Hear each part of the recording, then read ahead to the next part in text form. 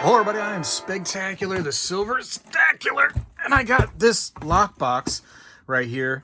Bit of a mystery what's inside of this. I was sent this lockbox from somebody who said that they knew that I, liked coins, and they wanted me to kind of appraise what was in here.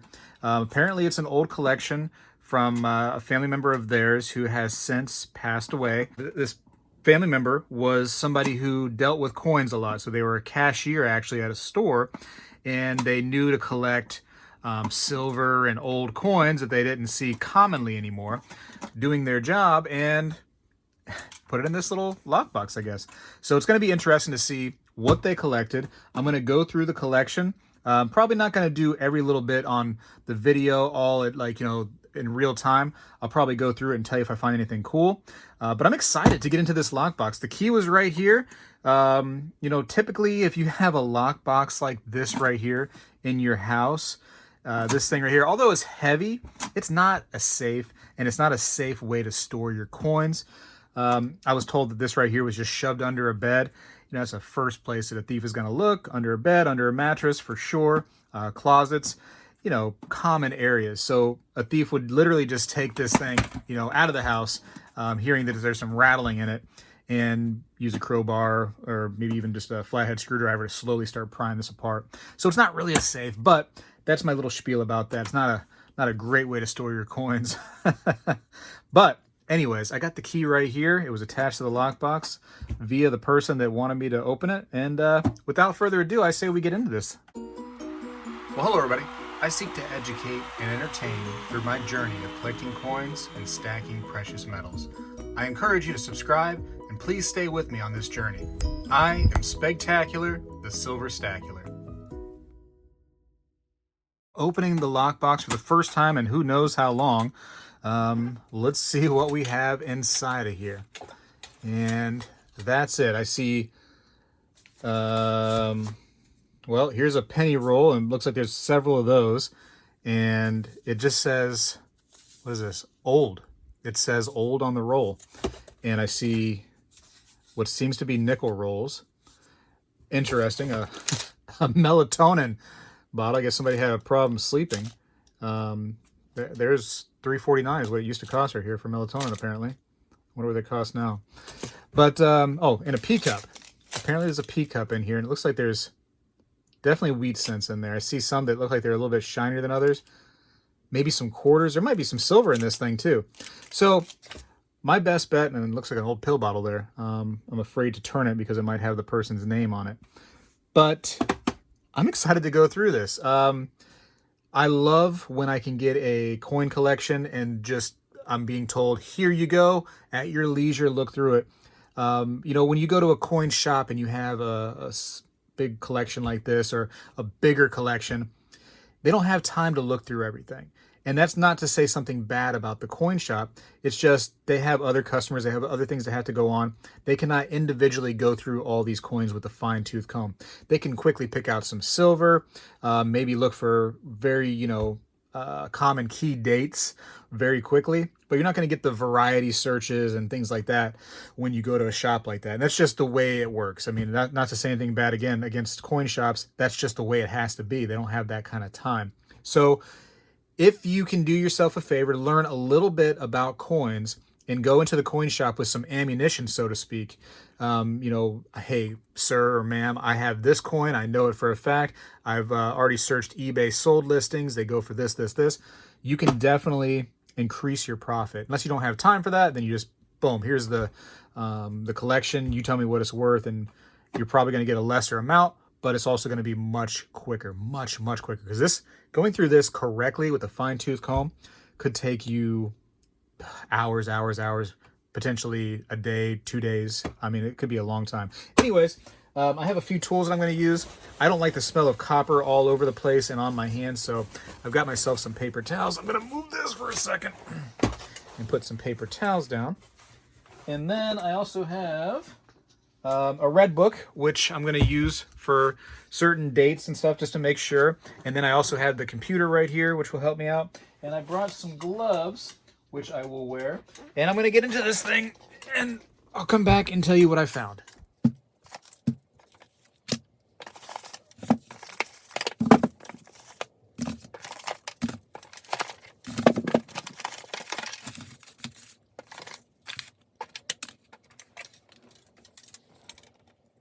So there are a couple oddities here, one being this like wooden heart. I don't know what that's all about. And this right here, some kind of Olympic token of some sort. It like literally is the lightest thing ever. It's got to be made out of aluminum or something. It's probably not worth anything. But, you know, why not? I got some time. I'll look it up just to make sure. But it seems like something they probably gave to a lot of people that went into the Olympics. Not like the competitors, but people that were just like in the, you know, spectating. All right, so I decided to go with wheats to start out. I don't know why, but I did. Interestingly enough, some things I noticed here, and I didn't notice it until I took all the wheats out and started looking at them, and I found out that they were all 1937, no mint mark, so Philadelphia. And I see right here now, looking back on the actual wrap, it says 1937 plain, and for some reason they put a $4 on there. I don't know if that's their value on it, but interestingly enough that it has that date and they were all that way.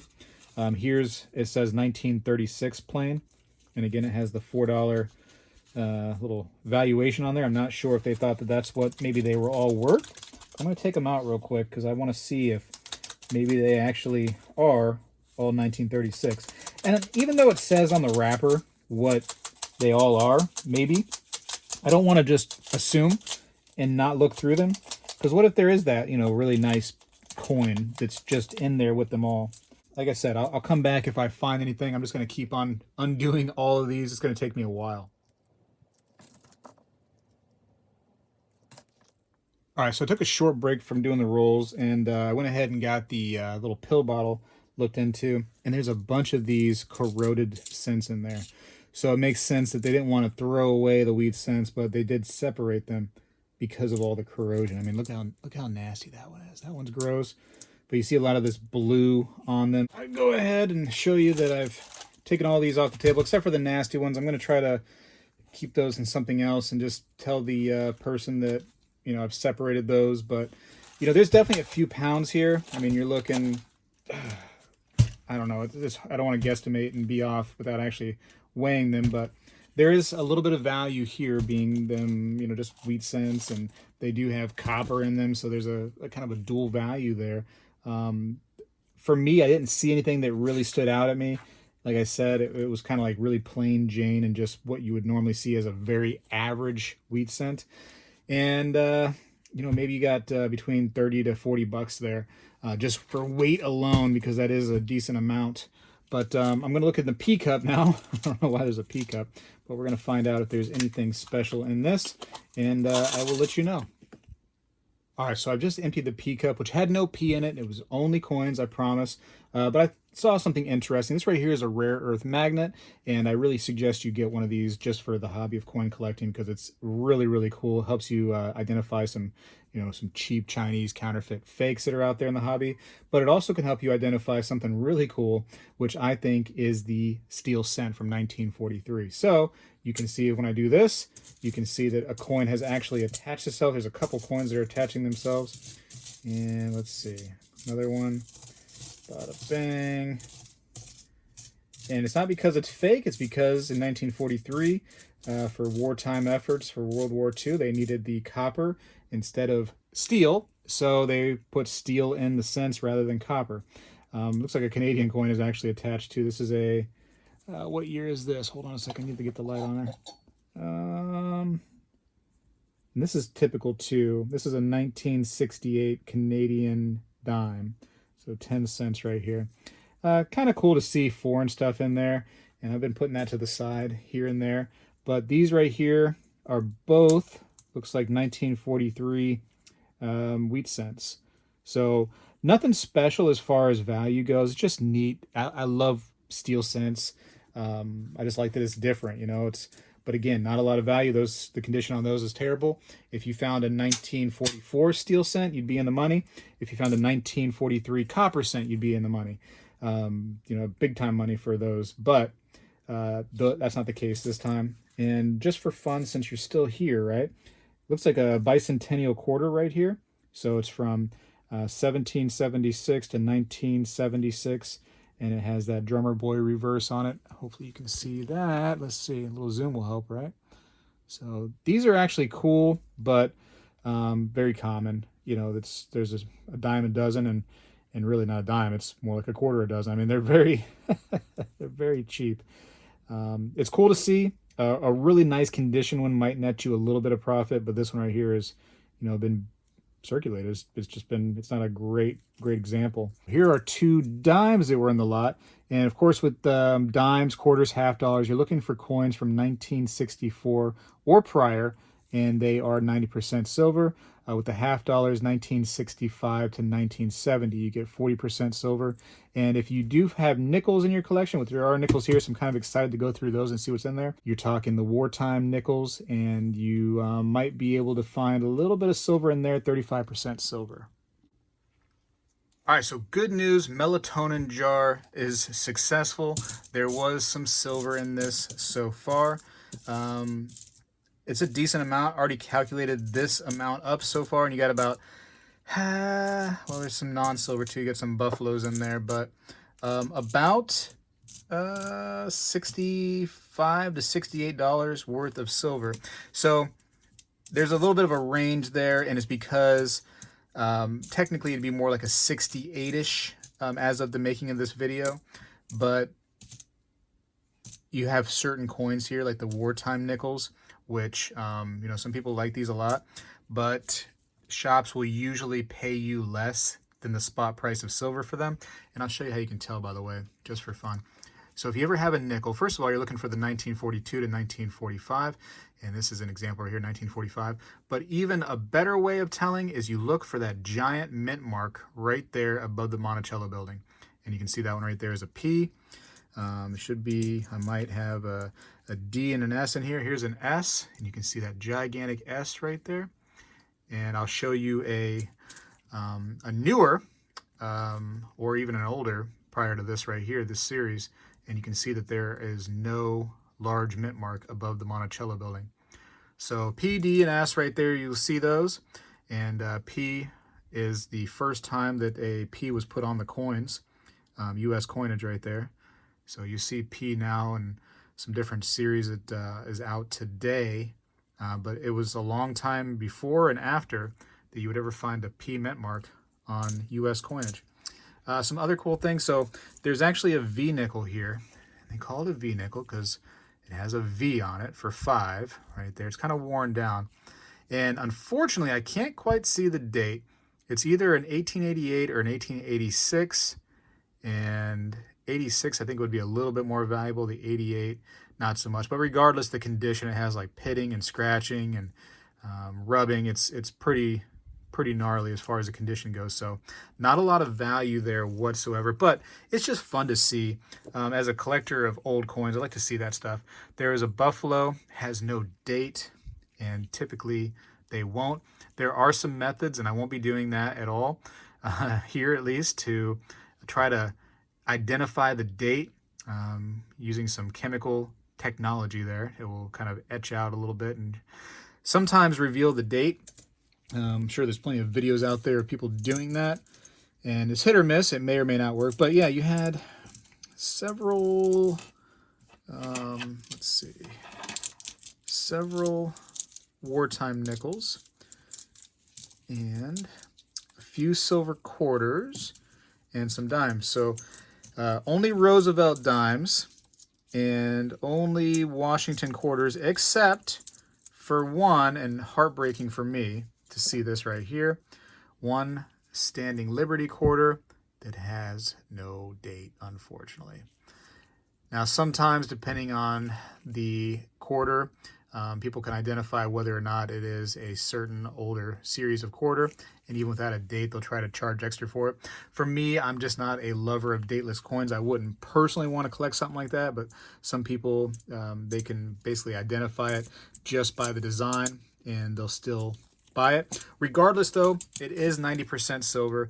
All of these Washington quarters that are pre-65 right here, and these are all pre-65, they're all 90% silver. These Roosevelt dimes are as well. And these are 35% silver, these wartime nickels. So silver always has value, and right now that is the case. And again, I'd be safe to say around 65 to 68. Again, 68 is spot price for these, and 65 is probably closer what you would get, just based on, you know, the dealers will end up paying back from spot a little bit on these. I have a lot more to go through. This is just some more random stuff. This is actually super pretty. Look at this one. Hold on a minute. While you're here, let's get this light a little bit closer. Hold on. This is a pretty scent right here. This is a 1940. It's still got luster on it. This is a pretty one. I might just put this in a flip for the person who had this collection, just for fun. Because is it the best condition? No, but it's actually much nicer than the rest of these, and it's a pretty coin. It's a pretty coin. 1940. You know, you're talking it's close to 80 years away now. I mean, that's that's pretty cool. Anyways, that was nice to see too. Just happened to glance at that. But yeah, I'm going to keep on go through these and see if I can find any more silver for sure. That's easy to tell.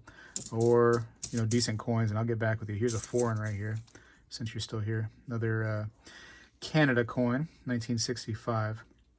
Some of the Canada coins have silver in them still, so when in doubt, there's foreign books out there, or what's even better and free is just use the internet and type in whatever coin you have. So this one right here, you type in like a 5-cent Canada nickel and type it into a Google search, and you should be able to find some information about the coin and find out what's the composition of it. So if there was silver, you would have money, but there's no silver in this one in particular. So while I'm dumping all these nickels out, something interesting just happened. Well, a couple things. First of all, there's actually a decent amount of these Canada nickels here. And so those are interesting. Oddly enough, look at my gloves too. This is why I like to wear gloves when dealing with these older coins. Also, and this is why you got to check around, is because there was actually a cent, a wheat cent, in the roll of nickels.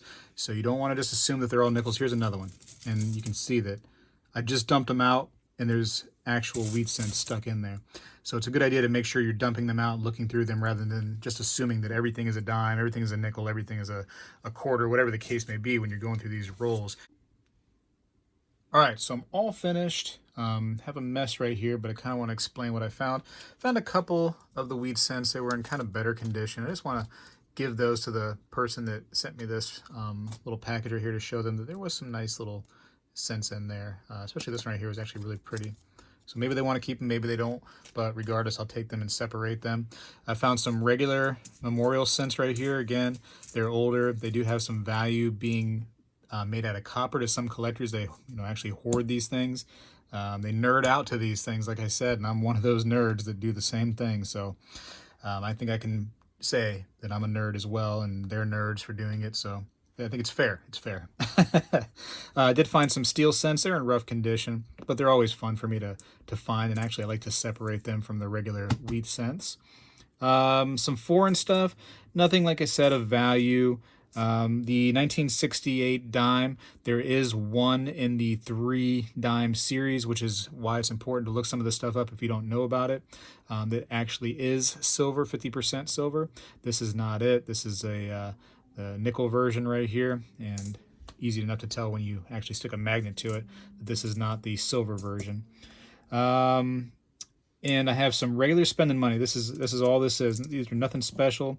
The bicentennial might be something that the person wants to collect just for fun. I mean, it's a cool quarter. Maybe one day they'll kind of go up in value. Who knows? But today's not the day. And some after 1964 Roosevelt dimes. So they're just dimes. You spend those for 10 cents. A whole bucket here of nickels that people get a little confused. And I get emails constantly from people saying, sir, I have a old 1964 nickel. How much will you give me for it? And the answer is usually 5 cents, because it's a nickel. They weren't made out of silver. They were made out of nickel. They didn't have any precious metal value.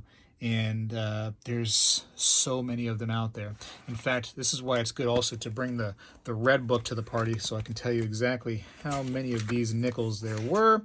In 1964, you had over 1 billion right here. Over 1 billion nickels were made. So it is not a rare coin whatsoever. And sometimes you'll see these numbers over here and you're thinking, well, Spegtacular says it's like 25 cents.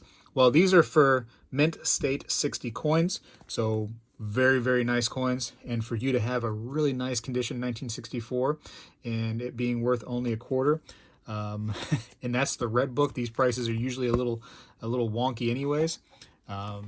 It's not worth a whole bunch, man. It's spending money is what it all is ultimately. But it's good to have a red book, and yeah, that's what that is. But again, it's spending money. If you bring this into a shop like this, a shop usually will still take it. They may end up weighing it out on a scale to try to figure out how much you have rather than try to count them all. Another thing you can do is just take your wrappers, and you can get these for free from the bank, and rewrap them and bring them to the bank and say, hey, I want, if you have a full wrap of nickels, you can get $2 and you get your $2. And that's an option right there. You can bring them to like a Coinstar or something. Usually you take a hit when you turn into a lot of those machines. Now some of the electronic like Coinstars now with the electronic display, I think it's Coinstar, maybe it's a different brand. Excuse me if it's not Coinstar.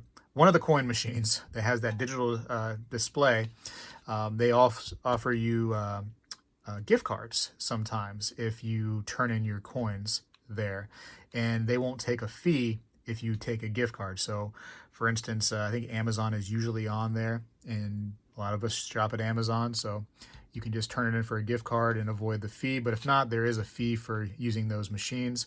They take a little bit, but it's definitely a convenience factor. You just throw your coins in there, the machine does the work, it sorts it, counts it, and figures out how much they owe you.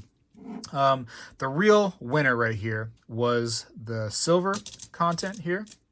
And you had again, the wartime nickels, and you had quarters, dimes, and the one standing Liberty. I wish it was dated, but it's not.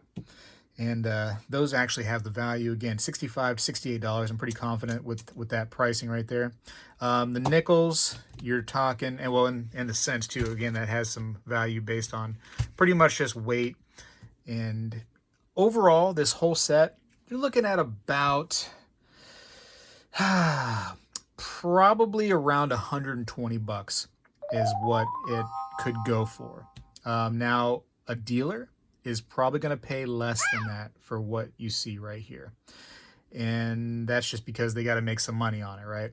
And that's kind of the price you pay when you go to a dealer, and the convenience of getting this stuff all sold at once. But that's around, up or down slightly from that number, 120. I feel pretty confident with that evaluation of this little collection right here. These right here are really worthless, unfortunately. These ones that were corroded that I put into this little pea cup. And once they get corroded like that, it's just kind of a game over situation. And it's not worth trying to even attempt bringing those back to life. So I separated those and most of the other corroded ones as best as I can. But yeah, tell me what you think down in the comments. If you think I'm totally incorrect on my evaluation of this thing right here, my little appraisal. But yeah, that's where I would kind of be. And what I'll end up doing is keeping these coins separated, telling the person a little bit about them. I'll probably put the silver in a special little baggie like this, just so we have that separated and I can show where the big time value is of this collection. Tell them how they can end up selling this stuff, and go from there. Now, if they wanted to sell it to me, of course I would buy it. But again, I'm not paying that full price for it. It's a lot of work. There's a lot of coins in here that are just, pretty basic coins. And so with coin collections, usually you buy the big ticket items. So you really pay up for like the silver items, which are easy to move. And then you pay a little bit less on other things so that you can end up, selling it at some point. If you're a dealer or if you're trying to, eventually sell these things for some sort of profit. Not a lot of wiggle room on this stuff. Junk silver has come up actually a little bit, but there's not enough here that really would make make you or break you, as they say. Unfortunately, there's not a whole lot to mess around with here. $68 at the the spot price of these right here, junk silver wise, is not a lot in the junk silver world. But it's cool nonetheless.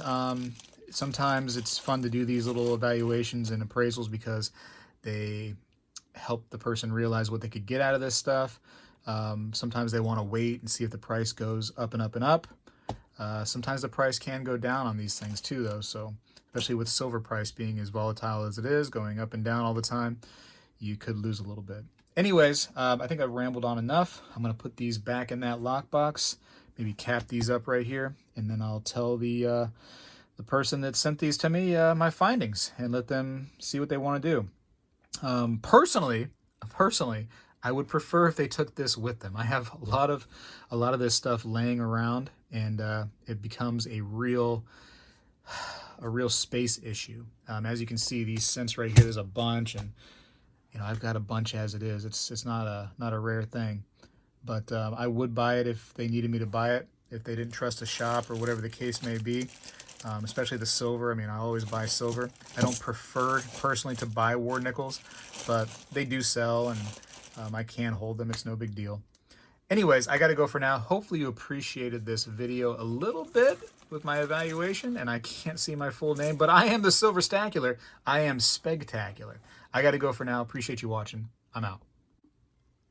Oh, hey, shoot, in case you were wondering, these right here, no value on them. But, they're cool just to hold on to. Why not, right?